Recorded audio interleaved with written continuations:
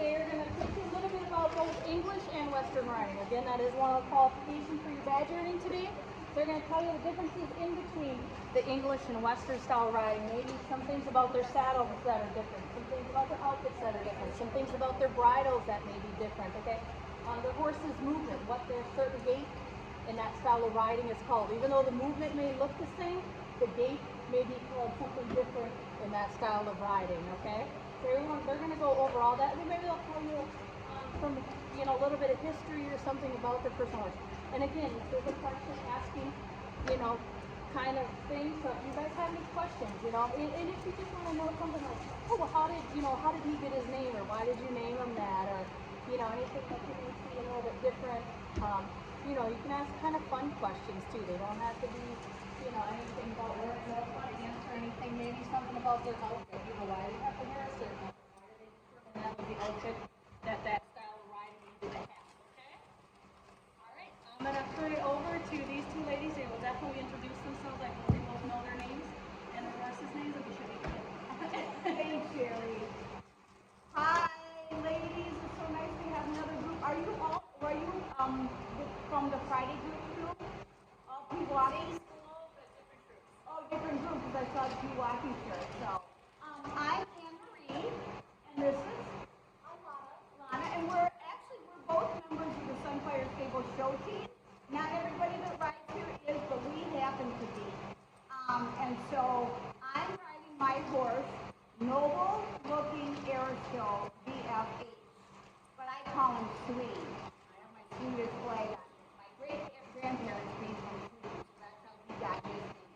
He is a Haflinger, and Haflingers are from Austria.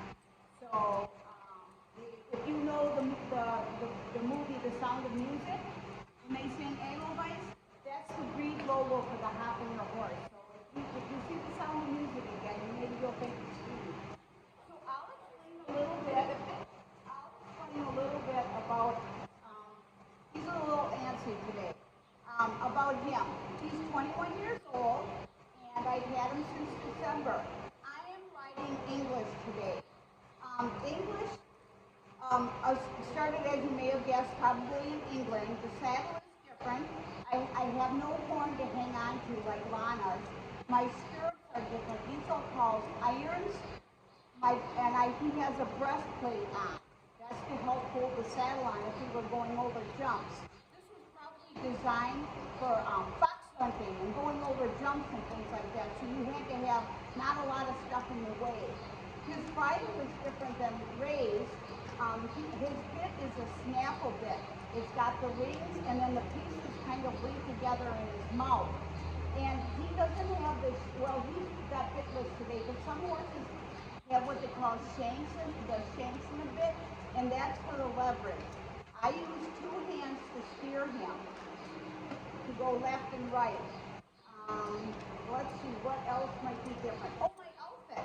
Of course, I have my safety helmet on. I have my jacket, my show jacket, and if you see people fox hunting, they always wear coats. I've got gloves on, I've got breeches and tall boots. Young ladies your age would probably wear paddock boots or shorter boots if you were riding English. I have my shirt on that's fancy and my stock tie with a pin. Because you got to be a little bit fancy when you ride English. Today I do have a dressage whip because he needs a little bit of motivation and a little reminder to pay attention. So, Lana, how would you like to explain what you got? So I have a red. He's 17. He's a red. He has black hair and a body. And the black tips on his ears give it away for his color. So a real babe, they will always have these like black tips on them. Really? Yeah. Oh. That's one way to tell. And then I'm riding Lester. This is what you guys will be riding today. I use one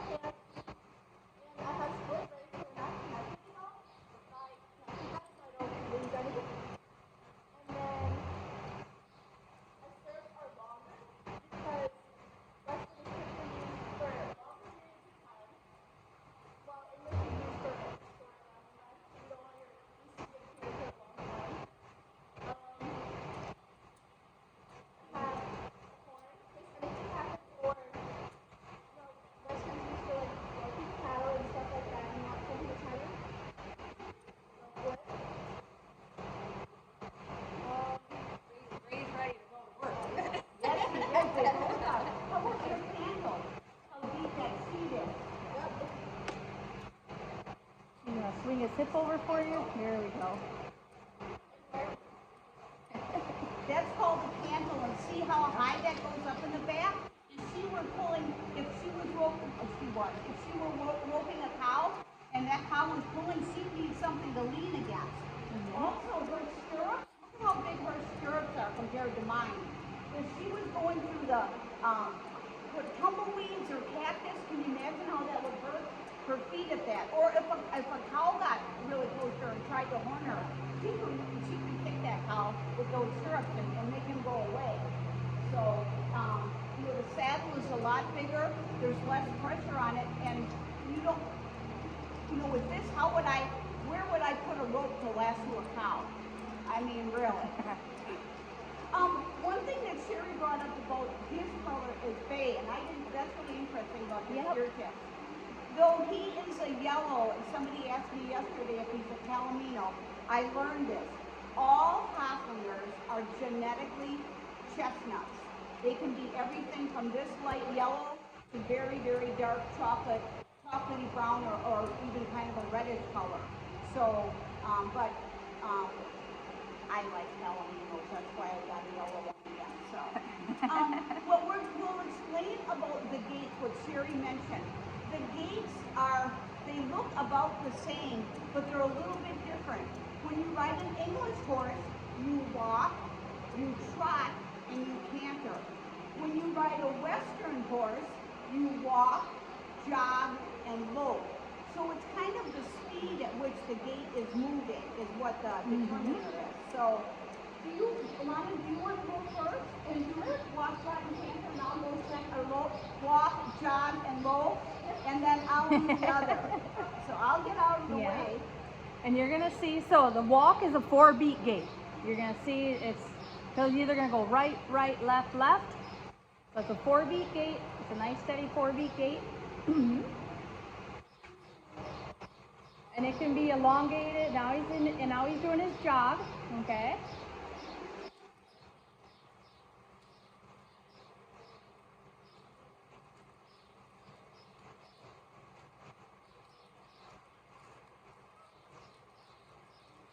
You can take him around in his jog there, and I'm gonna trip over the mounting block. So now she asked for his, so now she's doing her lope, okay? She's doing a right lead lope, which if you watch as he comes around the back, see how that front inside right leg is leading the way? That's why you hear him talk about leads and lead changes. So if he's going to the right, his right leg should be leading the way. And that is actually a 3-beat gait. That means that a couple of those legs are actually in suspension at the same time, okay? So there's a moment that he is all up in the air together. And if you ever see pictures like in slow motion, you will see them in the air. So when he takes off with the one push, he's got just one foot, and then there's some that are all up in the air. So she's gonna go now. And she was going to the left that way, I'm sorry, I'm standing backwards. Sorry. So this way she'll be doing her right leg. That's what happens when you face. So there's her right. See how that right leg is coming at you first? Yeah.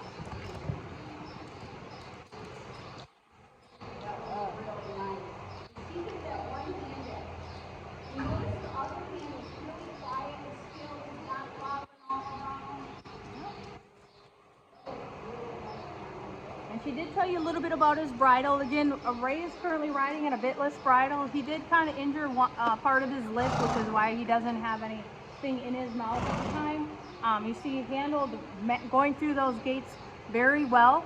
What you didn't see, which Lana did a very good job at hiding, was she told him which gate to go into using her energy level in her body, her legs, and her seat, okay? So that's why you didn't really see a lot of movement in her hand. It's probably when you were watching, you didn't see a ton of movement in her hand. Because she used, horses are very good at reading your body language. So they understood when her energy level went up just a little bit, she was asking for a different gait. When her energy level and the way she shifted her hips, she would have shifted her hips, telling him which leg she needed him to step off into.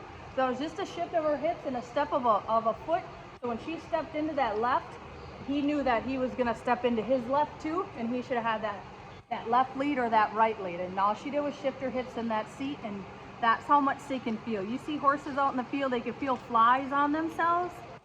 And when they kind of tickle them a little bit, you can kind of see their muscles move. So you can see how light horses can actually feel things. Okay? Now Marie's going to take her turn, and I hope, oh. We canter, but we're not real skilled at it yet, so it might look a little bit different. So, and we're going to tell you a little bit about Sweet as Anne-Marie's going through. She's going to go through a little bit of the same gait. So, and the reason she brought up that point, so Ray has a lot more training on him. Sweet, Anne-Marie just picked him, she adopted him. So they just started their adoption together. They've been working through a lot of different things on patience. Sweet's had to learn a lot of patience. So doing this Girl Scout event is a big thing for him, patience, waiting, learning Anne-Marie. The horse is always going to seek the level of the rider, okay? I don't care if you bought yourself a $50,000 horse. If you're not a $50,000 rider, you just bought yourself a $10 horse, okay? The horse is going to seek the level of the rider, okay? So Anne-Marie is going to try and help teach Sweet what it is she's looking for from him, okay? And that was very nice, very nice. And you see how Sweet, he's a little bit more forward moving, and that's, so you can get that more out of the English. The English, they want them a little more forward moving. That was very nice. As I say, make sure you pet them, okay? Reward, reward, reward, okay? Your horses love to be rewarded when they do good. They understand reward, okay? They understand discipline, and just like you guys, they appreciate the reward much, much more, okay? We all have different personalities, so now Ray, he got to get his little movement out. He's standing there nice and relaxed. Yep, here she comes on her right lead. And some horses, kind of like, if you guys all right-handed, and if you try to write with your left hand, it's kind of like a little more scribbly. Horses are both right and left-handed also, so some will have they will actually have a better lead than the other lead. They look a little smoother going into a different lead than if they have to go the other direction. They might be a little stiffer. It's the same way. A lot of times they say it's the direction, if the mane falls on one side, that's their stronger side, I think. And when the mane's on the one side, that is actually the horse's stronger side. Yeah. The muscle is something about that. Yep, something about the muscle that keeps the mane off to one side, so they'll be stronger. Yeah. They'll talk about some other interesting facts to learn about the different horses too. You'll pull up your horse, you'll see a swirl in the middle of their forehead. And some say about the location of the swirl, the lower and more centered between the eyes, the calmer a horse will be. So Ray's is a little bit lower. Sweet though is still, in the middle of his forehead. Some say if they have more swirls, they could have a few extra opinions. So he may have an extra swirl up top, under his forehead. Yeah. I do have a horse, he's got 3 swirls, You got a lot going on. So that part's like pretty interesting. Do you guys have any questions for these riders? Like as far as the walk, the trot, you understand? Because you guys are going to be doing the walk and the trot down there. Yes. Do they like trotting and stuff? A lot of them do, because they like that freedom of movement, trotting. A lot of horses, they don't really like a controlled lope or canter. They would rather be running free in the pasture. So to get that collected lope and that collected canter that you saw in here, that's harder for the horse to actually carry that out. That takes a lot from the rider to have to lift that rib cage up, and that's what you'll see from them. They lifted their rib cage up and had that horse step underneath themselves to kind of kick them up and through. So we kind of help lift our weight up off their back by lifting their rib cage to round them out to get them to step out. But they would definitely prefer wide open spaces and doing that movement out there at a higher rate of speed. But we don't teach speed here, so they do have to do it collectively here. Yeah. Yep. Kind of dovetailing on that, a week or so ago was the first pasture release. During the fall and the winter, they stay in smaller paddocks and it gives time for the grass to grow and everything like like that. Well, usually about Kentucky Derby weekend, they let them out to the pasture the first time.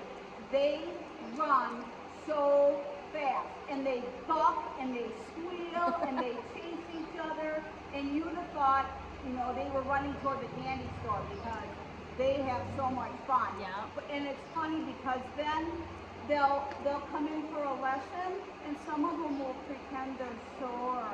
They can't possibly do a lesson if they're sore. And 20 minutes ago, they were out running around in the pasture. And some, she is correct, some will play that card like, oh look, my foot hurts. Yeah. And then you put them back out and they're like, yes! And then they Then take they off go again. and do Yeah. their own thing. Yeah. Do you have any questions about the breeds, what we're wearing? No? Anything? Just in case Miss Jen asks, so you kind of understand a little bit more about the stirrups between the stirrup iron and the Western stirrup. You got a horn on a Western saddle, no horn on an English saddle. You got, you have both fenders, pommels, and cantles on both styles of saddles. The outfits, the different outfits they wear. A Western saddle is more as a working saddle. That's why you guys are all starting in Western. There's a lot more to the Western saddle, a lot more things you can hang on to. If she was out working on a ranch somewhere, okay, she's gonna need a lot of different leather on her things. She may have to carry a slicker, she may have to carry a bedroll, she may have tools hanging off the side of her horse. The horse may have to carry tools. You may have to carry medicine to go out and doctor the cow. So that's why you'll always see on Western saddle there'll be a lot more leathers and stuff like that. So there are many different styles of Western saddles, just like there's different styles of English riding. I'm not very versed in English riding, so I'm hoping Anne Marie will step in at this point and tell us like maybe about like hunt seat, dressage, side saddle. I think we got And saddle seat. and saddle seat. Yeah, the so. saddle seat is a little bit flatter, the flaps are longer, you post it different ways, the dressage is a whole.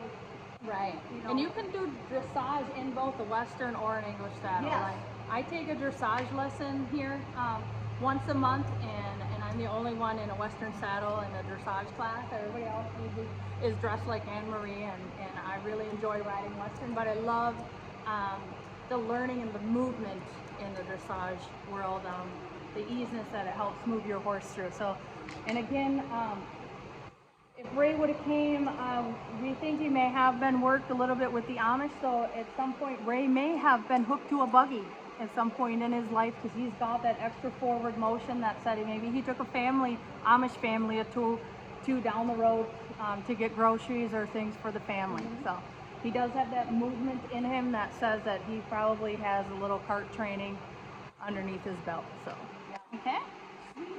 All right, how are we doing with our lunches? Because we want to make sure we make our tour to the outdoor. So if you're through with at least a good portion of it, I don't want to leave you guys starving, but we do want to make sure that we get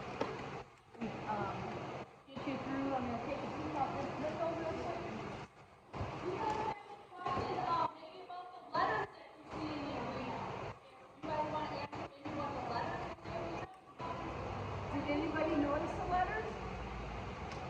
The letters are set up, that was specifically for dressage training, and there's a mnemonic device for it, and I made it my own because I can't remember the other one. It starts at A, K, E, all King Edwards, horses, make relatives, and make their friends. So it's A, K, E, H, C, M, B, F. In a very, very, very large dressage ring, they would have more letters. And I don't know what they mean, but I made it to be all King Edward's horses and make better friends. So in a dressage lesson, the teacher won't say, okay, now go to that first pole and turn left.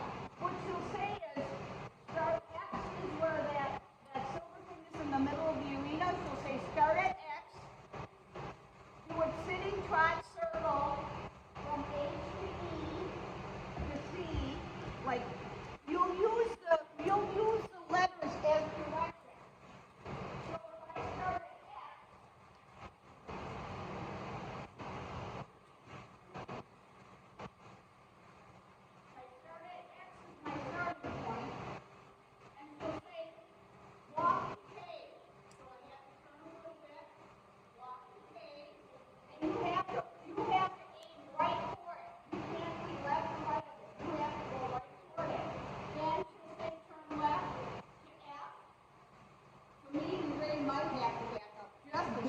Then at F, you'll stop and back 4 steps. And straightness, straightness, straightness. Dressage is really about straightness. So that's, And then she might say, should I trot to something, Sherry? yeah, I would trot. I would trot the B. Trot the B. Trot the B. Okay, trot to B. See how nice the cue she gave her horse was to strike off from a stop to a trot. And that's,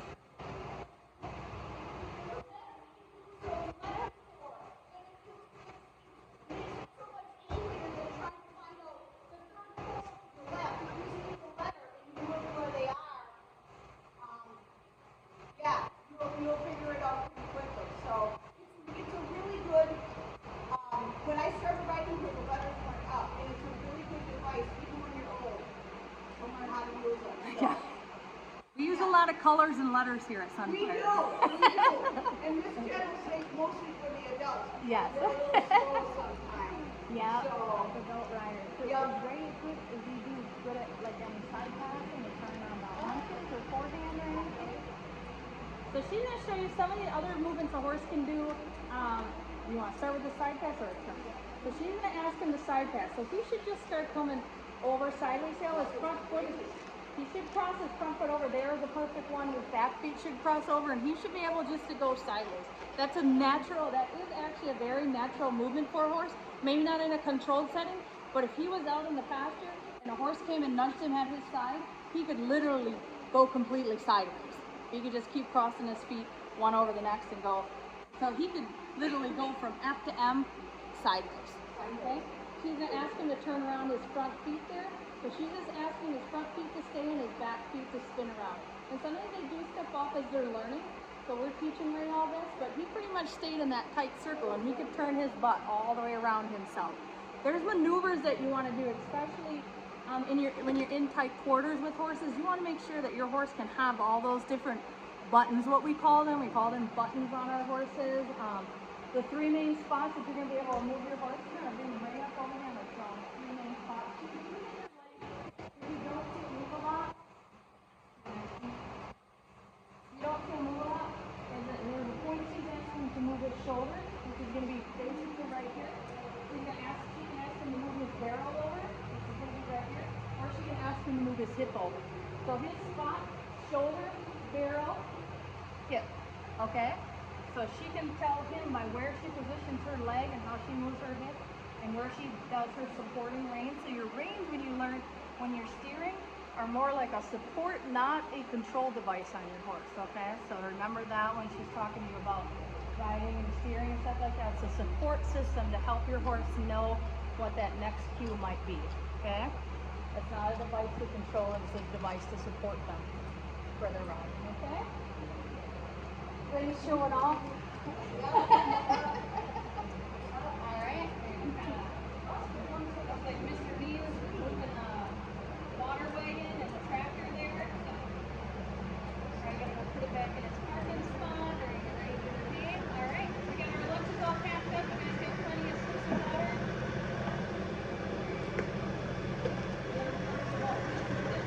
The other breed of horses that we have here, while you guys are continuing packing up, we got Arabian. Okay, I think. I don't think Tequila's in your event today. We got Tequila. He's an Arabian that we have. So we have Arabian. We have Pfizer. We have standard Breds, which is Commodore, or is Commodore.